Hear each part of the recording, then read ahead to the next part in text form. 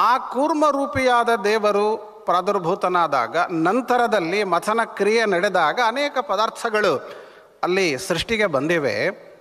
ಅದೇ ಸಂದರ್ಭದಲ್ಲಿ ತದಂತರೆ ಅಭವತ್ ದೇವಿ, ಸಾಕ್ಷಾತ್ ಮಹಾಲಕ್ಷ್ಮೀ ದೇವಿ ಆ ಸಂದರ್ಭದಲ್ಲಿ ಅಲ್ಲಿ ಪ್ರಾದುರ್ಭೂತರಾಗಿದ್ದಾರೆ. ಆ ಪ್ರಾದುರ್ಭೂತಳಾದಂತಹ ಲಕ್ಷ್ಮೀ ನಾರಾಯಣ ವಲ್ಲಭ, ಪರಮಾತ್ಮನ ಅತ್ಯಂತ ಪ್ರಿಯಳಾದಂತಹ ಹೆಂಡತಿ, ಅನಾದಿ ನಿತ್ಯ ದಂಪತಿಗಳವರು. ಆಕೆಯನ್ನು ಮುಂದೆ ಭಾಗವತದಲ್ಲಿಯೂ ಕೂಡ ಹೇಳಿದಂತೆ ಭಗವಂತ ಸ್ವೀಕಾರವನ್ನು ಮಾಡಿದ, ಎಲ್ಲರ ಎದುರಿನಲ್ಲಿ ನೋಡುವಂತೆ ಸ್ವೀಕಾರವನ್ನು ಮಾಡಿದ್ದಾನೆ. ಜಗ್ರಾಹ ಭಗವಾನ್ ವಿಷ್ಣು ಆಕೆಯನ್ನು ಸ್ವೀಕಾರ ಮಾಡಿದ. ದೂರದಿಂದ ಆ ಲಕ್ಷ್ಮೀದೇವಿಯನ್ನು ಗಮನಿಸಿದ ನಾರದರು ಮೊದಲಾದ ಋಷಿಗಳು ತೇಜಸ, ಆ ತೇಜಸ್ಸಿನಿಂದ ಮೋಹಿತರಾದರು ಅಂತಾರೆ. ಇಲ್ಲಿ ಮೋಹಿತರಾದರು ಅಂತಂದರೆ ದೈತ್ಯರು ಮೋಹಿತರಾದಂತೆ ಮೋಹಿತರಾದರು ಅಂತ ನಾವು ಮನಸ ವಿಕಾರಗೊಂಡರು ಅಂತ ಹೇಳುವುದಲ್ಲ. ಆಕೆಯ ಬಗ್ಗೆ ಇನ್ನೂ ಹೆಚ್ಚಾಗಿ ತಿಳಿಯಬೇಕು ಅನ್ನುವ ಕುತೂಹಲ ನಾರದಾದಿಗಳಲ್ಲಿ ಹುಟ್ಟಿತು ಅಂತ ಮಾತ್ರ ನಾವಲ್ಲಿ ಹೇಳುವುದು ಸೂಕ್ತವಾದದ್ದು. ಹಾಗಾಗಿ ಅವರು, ಆ ನಾರದಾದಿಗಳು ಎಲ್ಲರೂ ಆ ದೇವರ ಹತ್ತಿರನೇ ಹೋಗ್ತಾರಂತೆ, ದೇವರನ್ನೇ ಪ್ರಶ್ನೆ ಮಾಡುತ್ತಾರೆ, ಈಕೆ ಯಾರು ಹೇಳು ಅಂತ. ಒಂದು ವೇಳೆ ಬೇರೆ ರೀತಿಯಲ್ಲಿ ವಿಕಾರಗೊಂಡಂತಹ ಮನಸ್ಸುಳ್ಳವರೇ ಆಗಿದ್ದರೆ ಆಕೆಯ ಹಿಂದೆ ಬೆನ್ನಟ್ಟಬೇಕಿತ್ತು. ಹಾಗೆ ಮಾಡಿದ್ದಲ್ಲ ಅದು.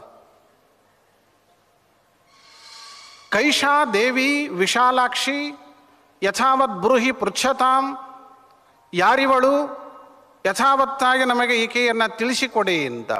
ಅಂದರೆ ಯದ್ಯಪಿ ಗೀತಾ ಭಾಷ್ಯ ತಾತ್ಪರ್ಯದಲ್ಲಿ ಹೇಳುವಂತಹ ಸಂದರ್ಭದಲ್ಲಿ ವಿಶ್ವರೂಪಿಯಾದ ಪರಮಾತ್ಮನನ್ನು ನೋಡಿ ಅರ್ಜುನ ಕೇಳ್ತಾನೆ, ಯಾರಿವನು, ನೀನು ಯಾರು, ಯಾರು ನೀನು ಅಂತ ಕೇಳ್ತಾನಂತೆ. ಕೃಷ್ಣನನ್ನು ನೋಡಿ ಯಾರು ನೀನು ಅಂತ ಕೇಳ್ತಾನೆ. ಅರೆ, ಇವನು ಕೃಷ್ಣ ಅಂತ ಗೊತ್ತಿಲ್ಲೇನವನಿಗೆ? ಗೊತ್ತಿದ್ದಾರೆ, ಇವನು ಕೃಷ್ಣ ಅನ್ನುವುದು ಗೊತ್ತಿದೆ, ಇನ್ನೂ ಹೆಚ್ಚಿನದ್ದನ್ನು ತಿಳಿಯಬೇಕು ಅನ್ನುವ ಬಯಕೆಯಿಂದ ಕೇಳಿದ ಅಂತಾರೆ. ಹಾಗೆ ಅವಳು ಯಾರು ಅಂತ ಲಕ್ಷ್ಮೀದೇವಿ ಅಂತನ್ನುವ ಸಾಮಾನ್ಯ ಜ್ಞಾನವೂ ನಾರದಾದಿಗಳಿಗೆ ಇರಲಿಲ್ಲ ಅಂತಲ್ಲ, ಇತ್ತು. ಇನ್ನೂ ಹೆಚ್ಚಿನದಾದ ಜ್ಞಾನವನ್ನು ಪಡೆಯುವುದಕ್ಕಾಗಿ ಕೇಳಿದ್ದಾರೆ ಅಂತ ತಿಳಿಯೋಣ. ಕೈಷಾ ದೇವಿ ವಿಶಾಲಾಕ್ಷಿ, ಯಾರಿವಳು ಹೀಗೆಲ್ಲ ಕೇಳಿದಾಗ ಸ್ವಯಂ ದೇವರೇ ನಾರದಾದಿಗಳಿಗೆ ಲಕ್ಷ್ಮೀದೇವಿಯ ತನ್ನ ಹೆಂಡತಿಯ ಪರಿಚಯವನ್ನು ಮಾಡಿಸಿಕೊಡುತ್ತಾರೆ. ಕೆಲವರಿಗೆ ಹೆಂಡತಿಯ ಬಗ್ಗೆ ಹೇಳಿಕೊಳ್ಳುವುದಕ್ಕೆ ಬಹಳ ಅಪೇಕ್ಷೆ ಇರುತ್ತೆ, ತಮ್ಮ ಬಗ್ಗೆ ಹೇಳಿಕೊಳ್ಳುವ ಅಪೇಕ್ಷೆ ಇರುತ್ತದೆ. ದೇವರು ಇಲ್ಲಿ ತನಗೆ ಪ್ರಸಂಗ ಸಿಕ್ಕಿದೆ, ತನ್ನ ಹೆಂಡತಿ ಲಕ್ಷ್ಮೀದೇವಿಯ ಬಗ್ಗೆ ವಿಶೇಷವಾಗಿ ಹೇಳಿಕೊಳ್ಳುತ್ತಾನೆ.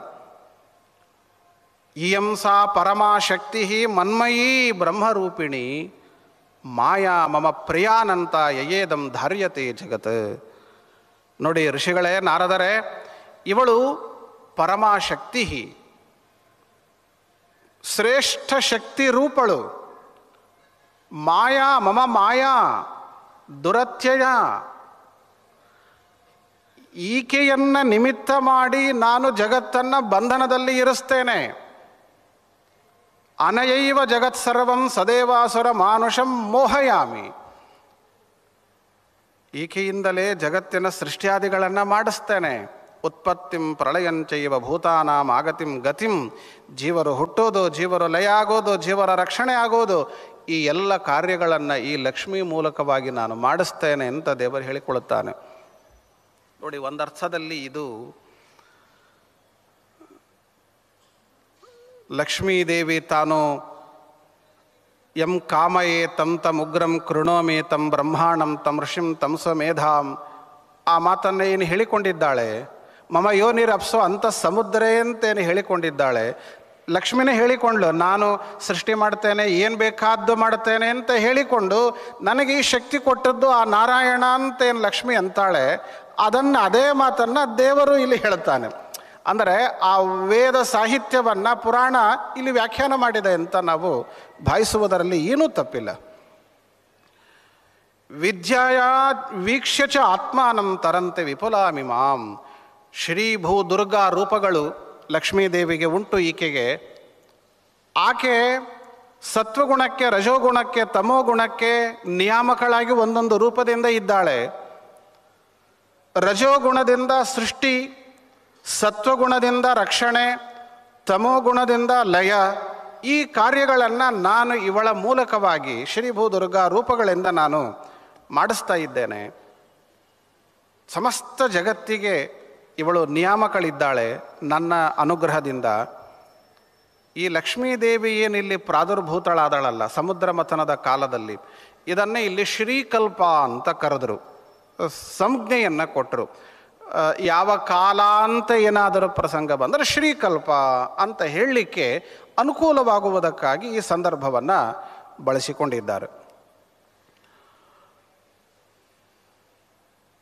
ಬ್ರೂಹಿತ್ವಂ ಪುಂಡರೀಕಾಕ್ಷ ಯದ್ಧಿ ಕಾಲಕ್ಷಯೇಪಿ ಚ ಅಥೋವಾಚ ಹೃಷಿಕೇಶೋ ಮುನಯ ವಿಷ್ಣುಮಬ್ರುವನ್. ಇಷ್ಟೆಲ್ಲ ಲಕ್ಷ್ಮೀದೇವಿಯ ಬಗ್ಗೆ ದೇವರು ಹೇಳಿಕೊಂಡ ತನ್ನ ಪರಿಚಯವನ್ನೆಲ್ಲ ಲಕ್ಷ್ಮೀದೇವಿಯ ಪರಿಚಯವನ್ನು ದೇವರು ಆ ಋಷಿಗಳ ನಾರದರೇ ಮೊದಲಾದವರ ಮುಂದೆ ಪರಿಚಯವನ್ನು ಮಾಡಿಸ್ತಾನೆ. ಆಗ ಪುನಃ ಮುನಿಗಳು, ನಾರದರೇ ಮೊದಲಾದವರು ದೇವರನ್ನು ಕೇಳುತ್ತಾರೆ, ಲಕ್ಷ್ಮೀ ಮಹಿಮೆ ಆಯಿತು, ನಿನ್ನ ಮಹಿಮೆ ಹೇಳು ಅಂತ. ತ್ರಿಕಾಲದಲ್ಲಿಯೂ ಕೂಡ ಅಭೇದ್ಯವಾದಂತಹ ತತ್ವ ಅಂತ ಏನಿದ್ದೀಯ ನೀನು, ವಿಕಾರವಾಗದೇ ಇರುವಂತಹ ವ್ಯಕ್ತಿ ಅಂತ ನೀನೇನಿದ್ದೀಯ, ನಿನ್ನ ಬಗ್ಗೆ ನಮಗೆ ಉಪದೇಶವನ್ನು ಮಾಡು ಅಂತ ಪುನಃ ಕೇಳುತ್ತಾರೆ. ಆಗ ದೇವರು ತನ್ನ ಪರಿಚಯವನ್ನು ಮಾಡಿಸಿಕೊಳ್ಳುತ್ತಾನೆ ನಾರದಾದಿ ಋಷಿಗಳಿಗೆ ಅಂತ. ಇದು ಗೀತೆಯ ಒಂದು ಅರ್ಥದಲ್ಲಿ ವಿವರಣೆ ಕೊಟ್ಟಂತೆ ನಾವು. ಯಾಕೆಂದರೆ ಲಕ್ಷ್ಮೀದೇವಿಯನ್ನು ಮಾತ್ರ ತಿಳಿದುಕೊಂಡು ಮುಗಿಸಬಾರದು, ದೇವರನ್ನೂ ತಿಳಿಯಬೇಕು ಅಂತ. ಲಕ್ಷ್ಮೀ ದೊಡ್ಡವಳು ಅಂತ ಮಾತ್ರ ಉಪಾಸನೆಯನ್ನು ಮಾಡುವುದಲ್ಲ, ದೇವರ ಅಧೀನದಲ್ಲಿ ಇರುವವಳು, ಪರಮಾತ್ಮನಿಗೆ ಅತ್ಯಂತ ಅನುಗ್ರಹಕ್ಕೆ ಪಾತ್ರಳು ಅಂತನ್ನುವುದಾಗಿ ತಿಳಿಯಬೇಕು ಅಂತ. ಅದನ್ನು ತಿಳಿಸುವಂತೆಯೋ ಏನೋ ಲಕ್ಷ್ಮೀ ತತ್ವವನ್ನು ಉಪದೇಶ ಮಾಡಿಕೊಟ್ಟು ಭಗವತ್ ತತ್ವವನ್ನೂ ಕೂರ್ಮ ಪುರಾಣವಾದದ್ದು ಅದೇ ಕಾಲದಲ್ಲಿನೇ ನಮಗೆ ತೋರಿಸಿಕೊಡ್ತಾ ಇದೆ. ಪುಂಡರೀಕಾಕ್ಷ ದೇವರು ಋಷಿಗಳಿಗೆ ತನ್ನ ಪರಿಚಯವನ್ನು ಮಾಡಿಸಬೇಕು ಅಂತಾನೆ.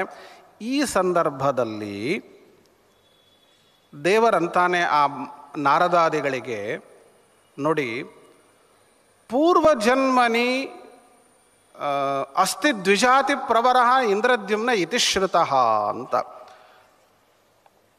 ಇಂದ್ರದ್ಯುಮ್ನ ಅಂತ ಒಬ್ಬ ರಾಜ ಇದ್ದ. ಇಂದ್ರದ್ಯುಮ್ನೆಂಬಂತಹ ಒಬ್ಬ ರಾಜ ಇದ್ದ. ಅವನು ನಂತರದ ಜನ್ಮದಲ್ಲಿ ಬ್ರಾಹ್ಮಣನಾಗಿ ಹುಟ್ಟಿದ ಅಂತ. ಈ ಇಂದ್ರದ್ಯುಮ್ನ ಬಗ್ಗೆ ಅನೇಕರು ಬಂದಿದ್ದಾರೆ. ಬಹುಶಃ ಇವನೇ ಇರಬಹುದು, ಇಲ್ಲದೇ ಇರಬಹುದು. ಆದರೆ ಇಂದ್ರದ್ಯುಮ್ನ ಬಗ್ಗೆ ಅನೇಕ ಕಡೆಗೆ ಬಂದಿದೆ. ಭಾಗವತದಲ್ಲಿ ಒಂದು ಕಡೆಗೆ ಇಂದ್ರದ್ಯುಮ್ನ ಬಗ್ಗೆ ಮಾಹಿತಿಯನ್ನು ಕೊಡುತ್ತಾರೆ. ವಿಷ್ಣು ರಹಸ್ಯದಲ್ಲಿ ಅನೇಕ ಬಾರಿ ಇಂದ್ರದ್ಯುಮ್ನನ್ನು ಇಟ್ಟುಕೊಂಡು ನೂರಾರು ತತ್ವಗಳನ್ನು ಹೇಳಿಕೊಟ್ಟಿದ್ದಾರೆ. ಆ ಇಂದ್ರದ್ಯುಮ್ನಿಗಾಗಿ ಉಪದೇಶ ಮಾಡಿದಂತಹ ಪ್ರಮೇಯಗಳನ್ನಿಟ್ಟುಕೊಂಡೇ ಹರಿಕಥಾಮೃತ ಸಾರದಲ್ಲಿ ಜಗನ್ನಾಥದಾಸರು ಕೆಲವು ಸಂಧಿಗಳನ್ನೇ ರಚನೆ ಮಾಡಿಕೊಟ್ಟಿದ್ದಾರೆ. ಇಂದ್ರದ್ಯುಮ್ನ ಹೆಸರು ಪುರಾಣಗಳಲ್ಲಿ ಬಹಳ ಪ್ರಸಿದ್ಧವಾದದ್ದು, ಮಹತ್ತರವಾದಂತಹ ವ್ಯಕ್ತಿ ಈತ. ಈ ಇಂದ್ರದ್ಯುಮ್ನ ಹಿಂದಿನ ಜನ್ಮದಲ್ಲಿ ರಾಜ, ಮುಂದಿನ ನಂತರದ ಜನ್ಮದಲ್ಲಿ ಬ್ರಾಹ್ಮಣನಾಗಿ ಹುಟ್ಟಿದ. ನೋಡಿ, ಇಲ್ಲಿ ಅದೃಶ್ಯ ಶಂಕರಾದಿಭಿ ದೃಷ್ಟ್ವಾ ಮಾಂ ಕೂರ್ಮ ಸಂಸ್ಥಾನಂ ಶ್ರುತ್ವಾ ಪೌರಾಣಿಕೀಂ ಸ್ವಯಂ ಅಂತಾರೆ. ಈ ಇಂದ್ರದ್ಯುಮ್ನ ರಾಜನಾಗಿ ಏನಿದ್ದ ಹಿಂದಿನ ಜನ್ಮದಲ್ಲಿ, ಆಚಾರ್ಯರ ಭಾಗವತ ತಾತ್ಪರ್ಯ ನಿರ್ಣಯ ಅಥವಾ ಇನ್ನಿತರ ಗ್ರಂಥಗಳ ಸಹಾಯ ಎಷ್ಟು ಅನಿವಾರ್ಯ ಪುರಾಣಗಳನ್ನು ಅಧ್ಯಯನ ಮಾಡಲಿಕ್ಕೆ, ಅಥವಾ ಅವು ದಾರಿದೀಪವಾಗ್ತವೆ ಅನ್ನುವುದಕ್ಕೆ ಇದೊಂದು ಸಣ್ಣ ದೃಷ್ಟಾಂತವನ್ನು ಹೇಳುತ್ತಾನೆ. ಏನದು ಅಂದರೆ, ರಾಜಾಸೌ ಅದೃಶ್ಯ ಶಂಕರಾದಿಭಿ, ಮಹರುದ್ರದೇವರೇ ಮೊದಲಾಗಿರ್ತಕ್ಕಂತಹ ದೇವತೆಗಳಿಗೂ ಸಹ ಇಂದ್ರದ್ಯುಮ್ನ ರಾಜನನ್ನು ಸೋಲಿಸಲಿಕ್ಕಾಗ್ತಾ ಇರಲಿಲ್ಲ. ಅಂತಹ ಮಹಾಬಲಿಷ್ಠನಾಗಿದ್ದ ಇಂದ್ರದ್ಯುಮ್ನ ಅಂತಾರೆ. ಇಂದ್ರದ್ಯುಮ್ನ ರಾಜ ಅವರನ್ನೆಲ್ಲ ಗೆದ್ದು ಬಿಟ್ಟಿದ್ದ ಅಂತಾರೆ. ಎಲ್ಲಿ ಇಂದ್ರದ್ಯುಮ್ನ, ಎಲ್ಲಿಯ ಮಹರುದ್ರದೇವರು, ಎಲ್ಲಿಯ ದೇವತೆಗಳು? ಅವರನ್ನ ಗೆಲ್ಲುವುದು ಅಂದರೆ ಏನರ್ಥ? ಅಂದರೆ ಆಚಾರ್ಯರು ಒಂದು ಕಡೆಗೆ ಹೇಳಿದ್ದಾರೆ ವಾಯು ಜಯವನ್ನು ಪಡೆಯುವುದು ಅನ್ನುವಾಗ ಆ ಮಾತನ್ನು ಬರೀತಾರೆ. ವಾಯುವನ್ನೇ ಗೆಲ್ಲುವುದು ಅಂದರೆ ವಾಯುದೇವರನ್ನು ಉಪಾಸನೆ ಮಾಡಿ ಅವರ ಅನುಗ್ರಹವನ್ನು ಪಡೆಯುವುದು ಅಂತ ಅರ್ಥ. ಅವರ ಅನುಗ್ರಹ ನಮಗೆ ಸಿಕ್ಕಿತು ಅಂತಾದರೆ ಅವರ ನಮ್ಮ ಅಧೀನದಲ್ಲಿ ಇದ್ದಂತೆ. ದೇವರು ಹೇಳಿಕೊಂಡಿಲ್ವೇ ಅಹಂ ಭಕ್ತ ಪರಾಧೀನ ಅಂತ, ನಾನು ಭಕ್ತರ ಅಧೀನನಿದ್ದೇನೆ, ಭಕ್ತರಿಗೆ ವಿರೋಧ ನಾನು ಮಾಡೋದಿಲ್ಲ, ಅವರಿಗೆ ಅನುಕೂಲಕರನಾಗಿ ಅವರಿಗೆ ಅನುಗ್ರಹ ಮಾಡ್ತಾ ಇರ್ತೇನೆ, ಅವರ ಅಧೀನನಾಗಿ ಇರ್ತೇನೆ, ದೇವರು ಹೇಳಿಕೊಳ್ಳುತ್ತಾನೆ. ಹಾಗೆ ಮಹರುದ್ರಾದಿಗಳು ಇಂದ್ರದ್ಯುಮ್ನನಿಗೆ ಅಧೀನರಾಗಿ ಇದ್ದರು, ಅರ್ಥಾತ್ ಅವನನ್ನು ಅನುಗ್ರಹವನ್ನು ಮಾಡ್ತಾ ಇದ್ದರು. ಇಂದ್ರದ್ಯುಮ್ನ ರಾಜ ಅವರನ್ನು ಗೆದ್ದು ಬಿಟ್ಟಿದ್ದ ಅಂತನ್ನುವಂತಹ ಶಬ್ದಗಳನ್ನು ಈ ದೃಷ್ಟಿಯಲ್ಲಿ ಅರ್ಥವನ್ನು ಮಾಡಿಕೊಳ್ಳುವುದು ಸೂಕ್ತ ಇದೆ. ಇಂತಹ ಇಂದ್ರದ್ಯುಮ್ನ ಕೂರ್ಮರೂಪಿಯಾದಂತಹ ದೇವರನ್ನು ಸಂತೋಷಪಡಿಸಿ ಕೂರ್ಮರೂಪಿಯಾದ ಪರಮಾತ್ಮನ ಸಂಬಂಧಿಯಾದ ಪುರಾಣವನ್ನು ಶ್ರವಣವನ್ನು ಮಾಡಿದ್ದ, ಸಂಹಿತಾವನ್ನು ಅಧ್ಯಯನವನ್ನು ಮಾಡಿದ್ದ ಅನ್ನುವಂತಹ ಮಾತನ್ನು ತಿಳಿಸ್ತಾ ಇದ್ದಾರೆ. ಸೋರ್ಚಯಾಮಾಸ ಭೂತಾನಾಂ ಆಶ್ರಯಂ ಪರಮೇಶ್ವರಂ ವ್ರತೋಪವಾಸ ನಿಯಮೈ ಹೋಮೈ ಬ್ರಾಹ್ಮಣ ತರ್ಪಣೈ ಅಂತ. ಇಂದ್ರದ್ಯುಮ್ನ ಬ್ರಾಹ್ಮಣ ಕುಲದಲ್ಲಿ ಹುಟ್ಟಿ ಬಂದ. ಆ ಇಂದ್ರದ್ಯುಮ್ನ ಅನೇಕ ರೀತಿಯಲ್ಲಿ ವ್ರತ ಉಪವಾಸಾದಿಗಳನ್ನು ಆಚರಣೆಯನ್ನು ಮಾಡಿದ, ಅನ್ನದಾನ ಮಾಡಿದ, ಹೋಮ ಹವನಗಳನ್ನು ಮಾಡಿದ. ಹೋಮೈ ಬ್ರಾಹ್ಮಣ ತರ್ಪಣೈ ಅಂತ ಸ್ವಾರಸ್ಯ ನೋಡ್ಬೇಕು ನಾವು. ಹೋಮ ಮಾಡಿದ ಮೇಲೆ ಅನ್ನತರ್ಪಣ ಮಾಡಲೇಬೇಕು, ಅನ್ನಸಂತರ್ಪಣ ಮಾಡಲೇಬೇಕು ಅಂತ. ಅನ್ನಸಂತರ್ಪಣೆ ಪ್ರಾಸಂಗಿಕ ಹೇಳ್ತೇನೆ, ಮುಂದೆ ಅನೇಕ ಧರ್ಮಸೂಕ್ಷ್ಮಗಳನ್ನು ಹೇಳಿದ್ದಾರೆ ಪುರಾಣಗಳಲ್ಲಿ.